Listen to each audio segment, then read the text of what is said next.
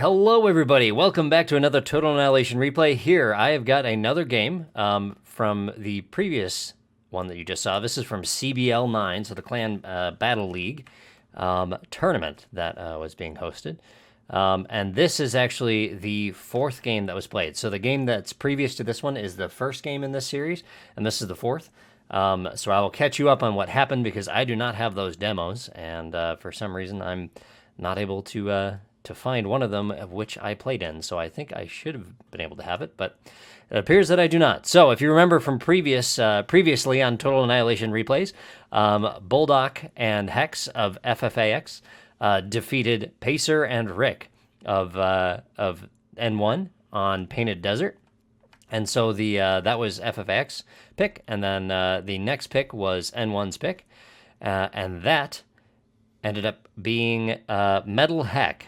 And I forget exactly who played for both teams, but I do know that FFA, we lost pretty handily on that one. I believe Boldok and Hex stepped up for that one because no one on our side was like, yeah, does anyone know how to actually play this? And we're like, no. Then we're like, all right, well, Hex and Boldok, you did pretty good on the first one, so how about you guys go for it? And I forget who played for N1. I think it may have been Iggij and Snoop or something along that lines. Regardless, we lost, and we moved on to Game 3, which was then starting on a series of neutral maps that were picked before the tournament.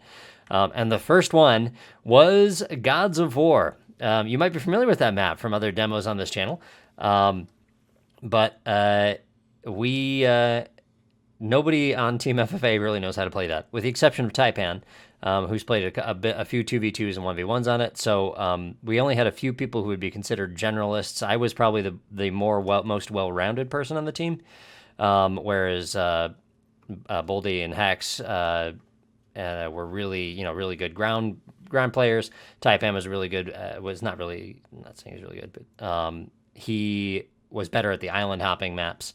And bombing and that kind of stuff, and so yeah, he was one of our good players too.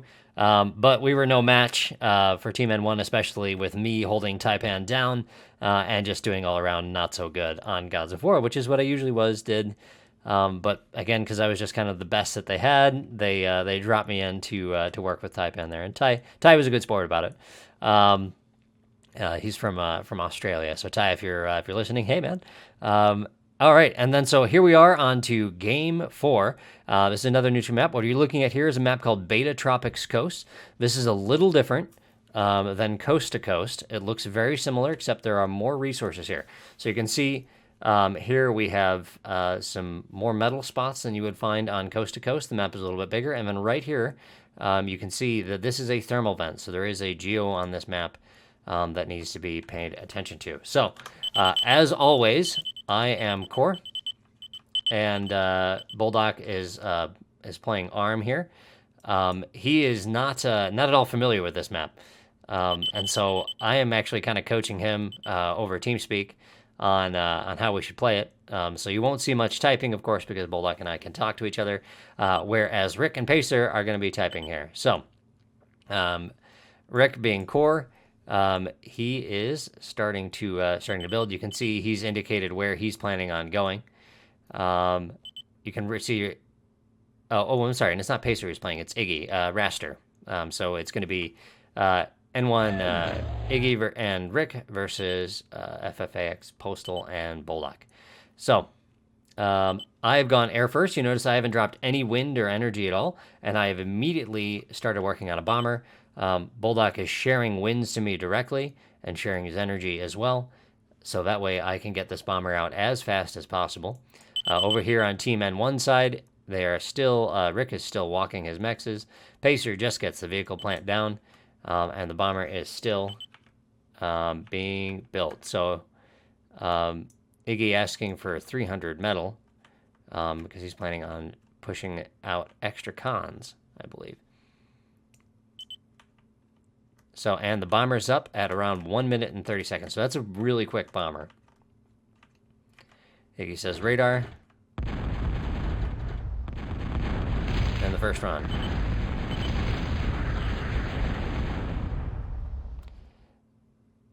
I only saw one missile tower, so I tried to come back and get it.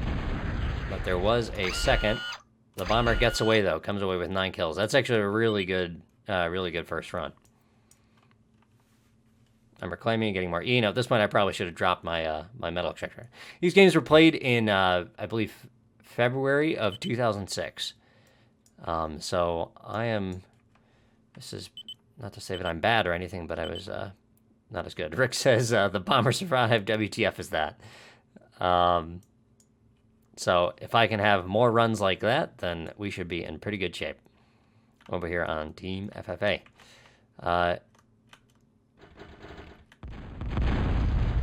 Coming in from the front side. And I just got a pair of ones and a missile tower. Iggij says to Rick, go air. And you can see Iggij has shared some cons. He says after these 2 wins, he's going to go air. I come in. I'm taking this run again because I'm anticipating that he wouldn't have had that win back up, but smart by Rick to drop those wins before he started building his air plants. So he had the right call there. Over here on this side, Boldok has got his vehicle plant down and he's expanding. And he just reclaimed after 2 cons. This is what I was directing him. Basically, I was telling him, hey, let's go fast C. I'm just going to keep bombing him and try and keep him under control. Now, I probably should have, we should have done what Team N1 did and have Boldok share me some cons as A, I'm a little bit more familiar with the map. And B, that way I could be expanding my economy as well. Another bomber coming in. Rick's saying he just made an aircon.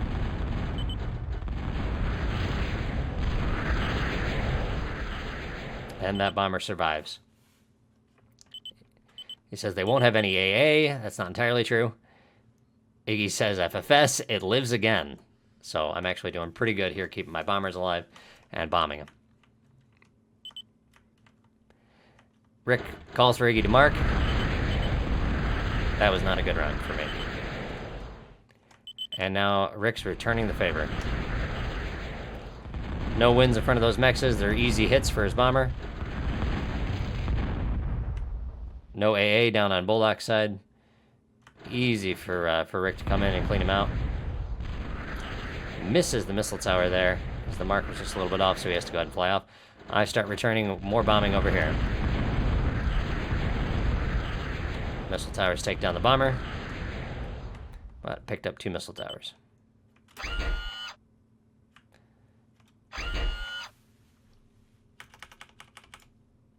Here we go. Another shadow coming in.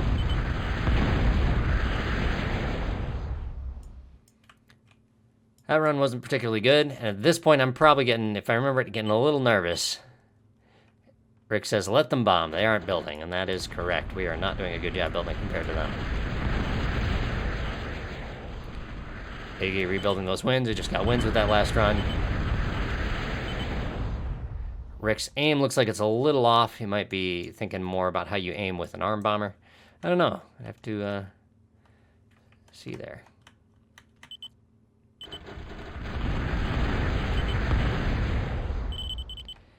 Rick says you don't have too many MTs.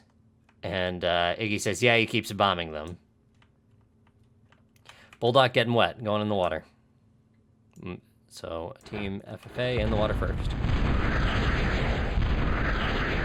Rick's bomber gets taken down after only taking out a single metal extractor. He says he's C. He says they skipped Geo for C, which we did. So this Geo is still uncapped, where Iggij is planning on capping his Geo. Rick says let them, and he says go Geo.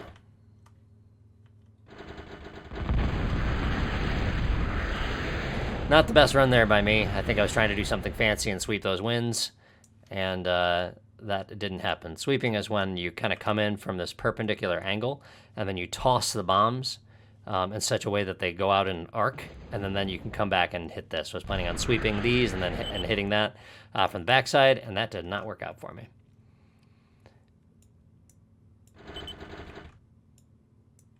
Rick says they went skeets. Iggij says good. He's not too worried about that. So, Boldok not really taking advantage of the water first here to harass the shore. That's something that we probably should have probably should have known and should have done is that if we brought the skeets, you know, and not just, you need more than just a couple, I suppose. The idea being, you don't want to leave a lot of metal on their shore or get any of your stuff really degunned. But nice job by Rick there. Comes in, takes out that metal extractor.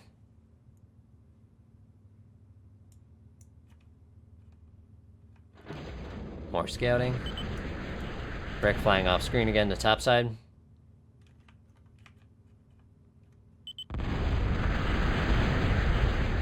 Swings from off screen, takes out that metal extractor, blows up my wind, and you can see I don't have anything.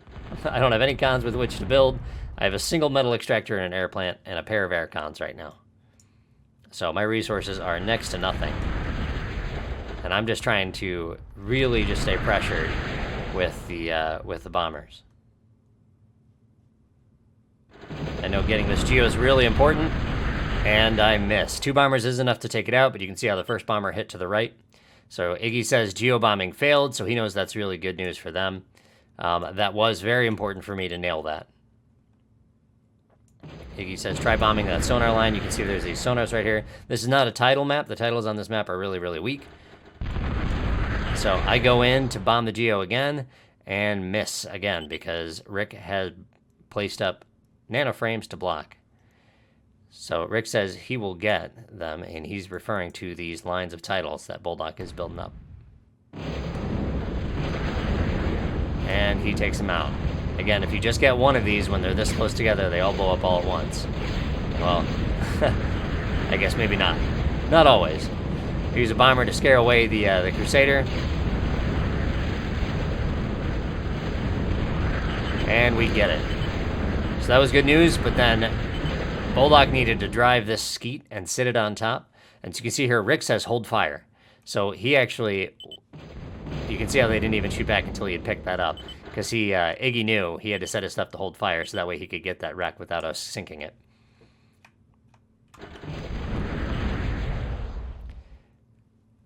More sonars taken out, and you can see I'm really, you know, they're managed to keep their mechs as capped. They've got enough cons.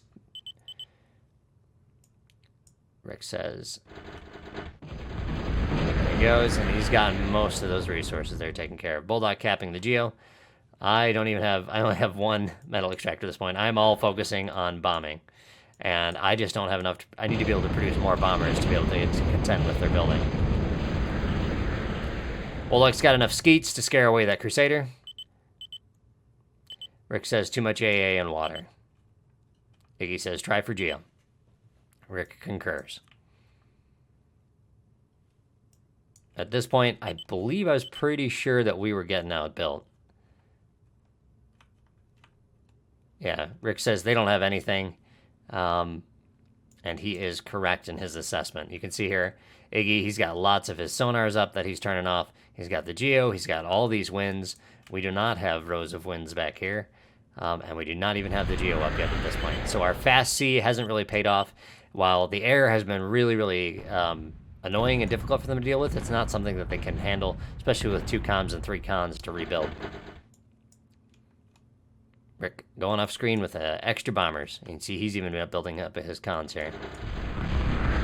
Goes to the geo, nanoblock, saves the geo on that run. He marks the air factory. I come in for another run here, want to take out the geo. I'm pretty sure that's what I'm doing.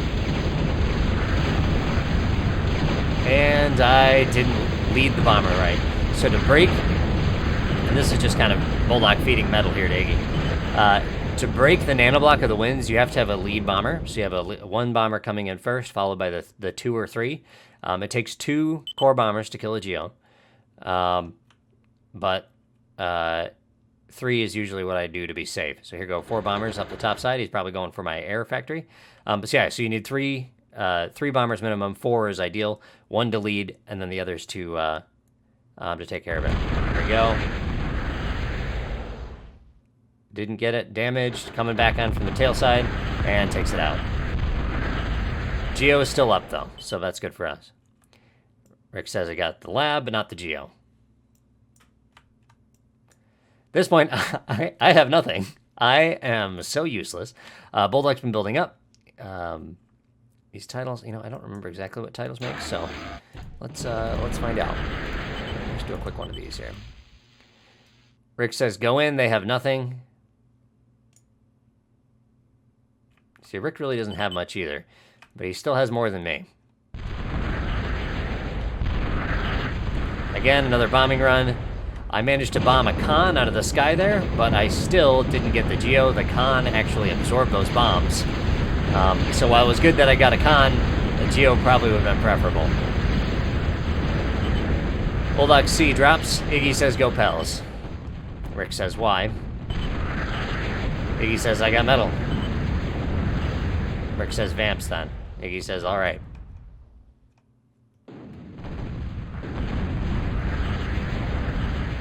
Boldok drops con there. You can see he's starting to go Crusaders as well. But no offense to my good friend. He has 1 to 4, and his unit control on Crusaders was never the best. Drives it in, gets a little too close, a little too quickly with nothing to back it up. Manages to swing it back in. Keep it alive, not too bad. Iggij going for the resources. Manages to see all those centers just went out at once. Boldok repairing this Crusader right here. Rick cleaning that up. Bags another Boldok's cons. This guy going for a nice long drive. Rick says take him off. He doesn't need to share it anymore. He marks my new factory. Boldok drops a Crusader. He's asking for the metal to be back on for a second. You see he's dropping advanced there right now. Iggij outnumbers Boldok. Managed to keep himself a little bit alive. There's not much shore defense here. Again, we have been really light on the building on Team FFA. We really invested heavily in the air attack, and it didn't work. Team N1 has outbuilt us at this point. The outcome looks like it is relatively clear for anybody who knows much here. I just rejected David from watching. He must have lagged out. David was the clan leader. He's the one who organized it, got all set up. You can see I actually, once I got a con from Boldok, I actually started building lots of resources.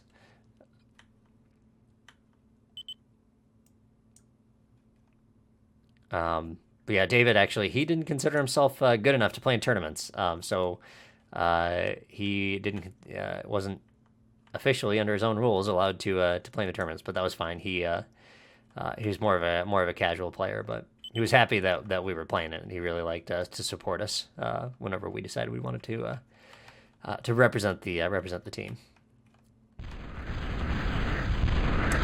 Titles make 16 in this, so they're not bad, but sonars are more efficient. Rick says, I don't want to show that I have vamps, so Iggij with his massive navy, which is more than enough to win the game, starts pressing in, again with no real shore defense right here. I come in with the bombers. Iggij says, come with vamps, because he needs those bombers to be shot down. He says, calm. I only sink 2 or 3 of the Crusaders. Boldok's Kong is stuck between a rock and a hard place. He's got vamps in the sky and Crusaders on top of him. I just keep desperately sending my bombers. You can see I'm actually building them faster now. Iggij is advanced C, and they are really big on the resources at this point. They know that this game is basically over too. Rick says go in, vamps will finish. I'd counter on building my own anti-air to build some vamps. Tournament game, so you gotta make it count. Boldok nano-blocking, trying to survive. Rick says, give Kali to repair. That's right, it was a sneeze. You can also say bless you. Boldok not looking healthy here. In the red. Not able to bomb. to get him off. Continuing to nano block. Still in there. Wow, I'm surprised. Iggij says, watch for BB. He is very much overestimating where we're at. So, Boldok is down. I know that that's basically the game at this point. I say, well, GG, guys. Was fun. So, this is a best of 5. This being the 4th game. This is the 3rd game that we have dropped. And so, N1 will advance and move on to take on Pro in the finals of CBL 9. I say, you'll never get me. And then I self-destruct. Alright. Iggij says, well done. And congrats to Team N1 for advancing on to the next round. Well, you know, back in 2006, so it was quite some time ago. So, I know that wasn't the best game ever. It was pretty much one-sided. Once my bombing turned relatively ineffective, then and their building came alive, there really wasn't much we were going to be able to do there. They had the better game plan, and they executed it better. And so you can see here my resources are absolutely nothing because they didn't have me building. And that was my call as far as the approach to play the map. So the loss is definitely on my back.